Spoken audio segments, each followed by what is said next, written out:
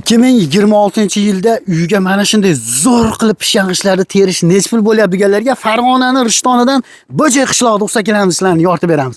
Qaranglar, oddiy mana shunday g'izot g'ishini razmeri 6, 12 va 25 razmerdagi g'isht akalarimiz dekorativniy qilib, bargarkada chaqlab kesib, mana shunday zo'r qilib urib beribdi. Bir donasini 2000 so'mdan terib bergan. Undan tashqari bargarkada chaqlamasdan shunda urib berishganda, ya'ni rashibga qilib chizib qo'yishgan.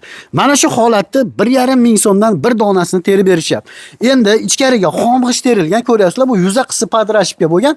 Endi ichkariga xom g'isht terilgan.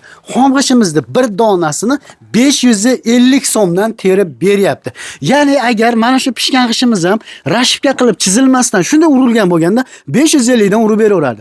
Xizmatlari vodiy bo'ylab ekan, kimga qiziq bo'lsa pastda nomer qoldiraman. Shunaqangi tajribali, yaxshi ustalardan ishlataman g'isht uradigan deganlarga Farg'onaning Rishtonining usta akalarimiz vodiy bo'ylab xizmat ko'rsataveradi. Aloqaga chiqaverasizlar.